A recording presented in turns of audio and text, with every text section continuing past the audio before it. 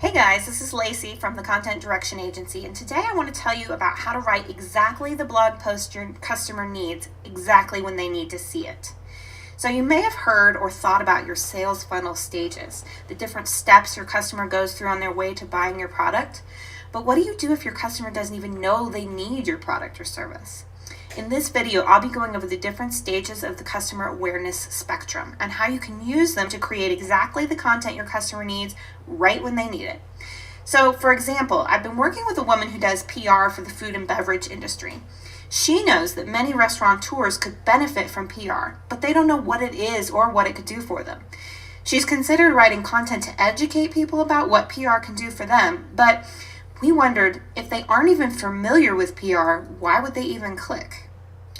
So good content marketing is all about meeting your customers where they are. If your content only addresses one part of the customer awareness spectrum, you could be losing out on tons of potential readers, followers, and customers. So I rely on this three-step strategy. First, you need to identify what your readers will get from your content marketing and also what you hope to gain for it. And second, you should tailor your content to your sales cycle and lead them down a path to your marketing goal. But there's a third aspect to meeting your customers where they are, and that's the customer awareness spectrum. At any given time, different potential customers have different levels of awareness of your brand, the problem you solve, and the solutions you offer. So think of the customer awareness spectrum a little like your crystal ball. With it, you can peer into the wispy ethers of your potential customer's mind and know exactly which messages will help them move closer to a sale. So where are your readers in your sales funnel stages? Even if someone is potentially an ideal customer for you, they may be in different places on the customer awareness spectrum. So the spectrum covers how aware your customer is of your solution, from completely unaware that the problem even exists, all the way up to being a big fan of yours and ready to buy. So this is a little bit like what it looks like. They start out unaware. They may not even know that they have your problem, or they may not even be thinking about it at that time. Then they move to being problem aware. They know the problem exists and that they have it, but they aren't sure what to do about it. From there, they move to solution aware. They know that there's a solution for their problem, but they may not know where to find it or which one is best for them. Then they move to being aware of you. When they're aware of you, they're ready to buy, but they need you to build that trust and make sure that you're the right solution for them. And that's when they lead to a sale, that little ka-ching down there at the bottom. So each stage of awareness has a different message that will resonate with different customers. So in other words, it's not going to be effective to scream "buy now" at someone who doesn't even know they have a problem, let alone what your solution is.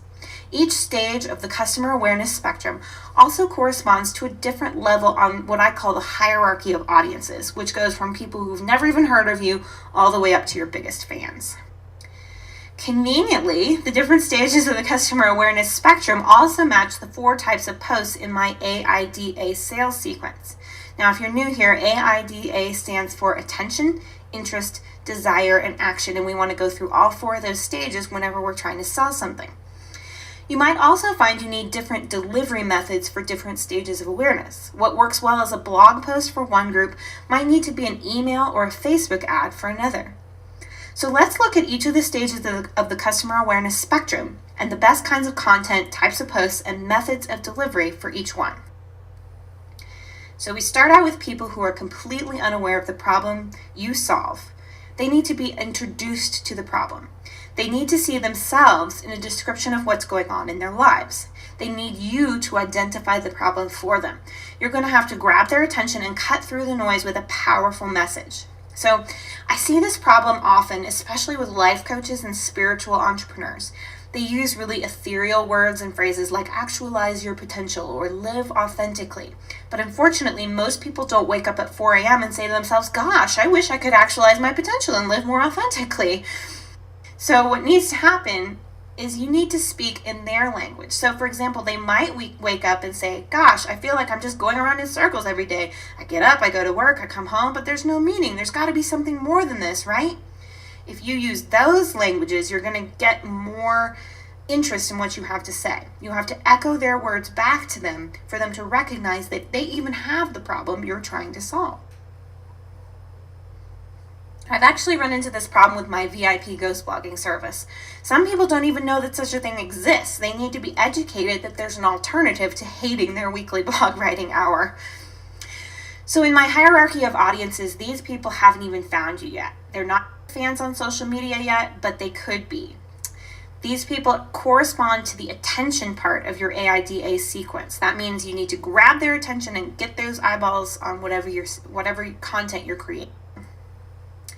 The message you're sending out there is, does this sound like you? You need to help them recognize the problem you solve using their own words. And the methods that work best for this can be ads, guest posts on other websites, big epic blog posts that get a lot of outside attention, or podcasts or video blogs that get a lot of attention, webinars to new people, any medium that reaches an audience that's not already familiar with you.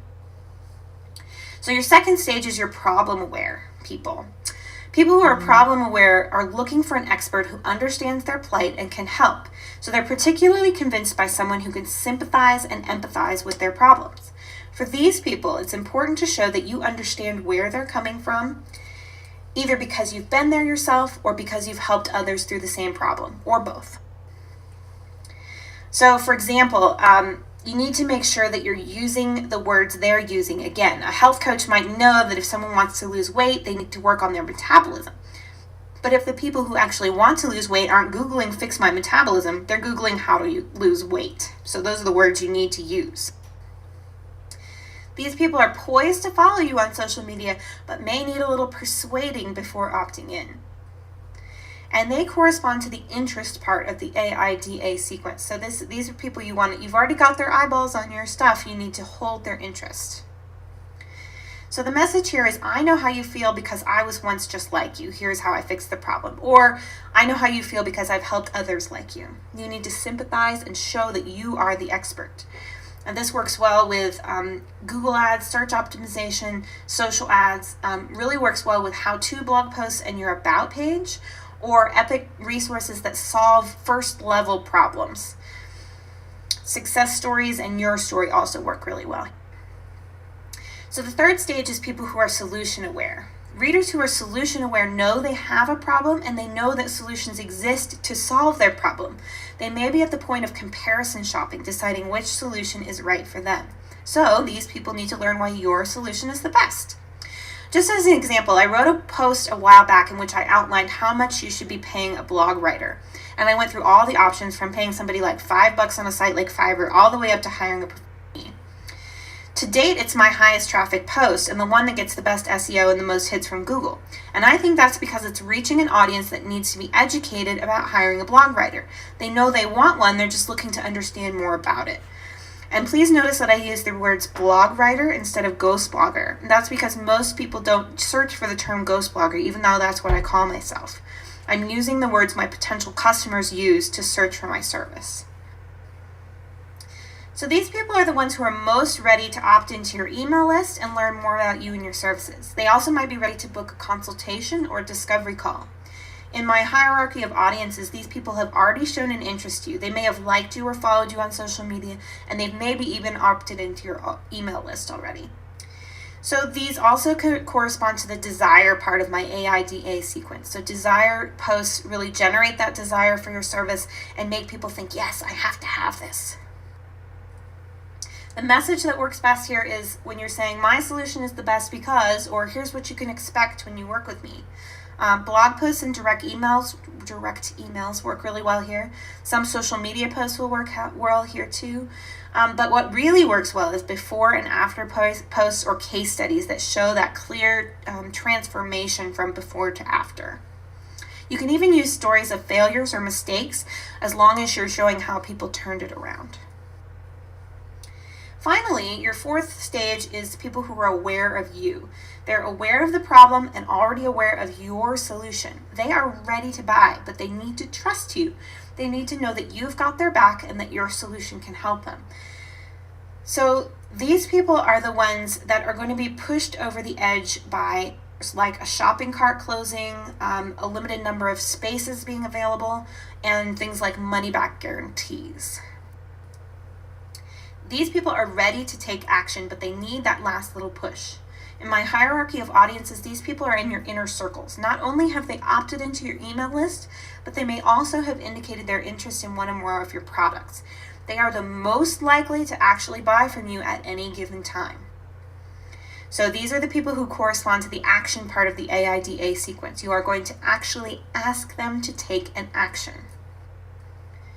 The message is, it's time to buy, the shopping cart's open, here you only have this number of days to do it, or take action now, don't wait. Email is going to be your most effective method for communicating with these people.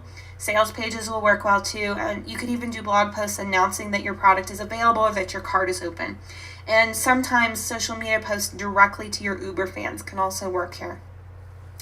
So to sum it up, in short, if you're writing content for people at only one stage of your sales funnel, you could be missing out on a huge number of potential readers, followers, and customers.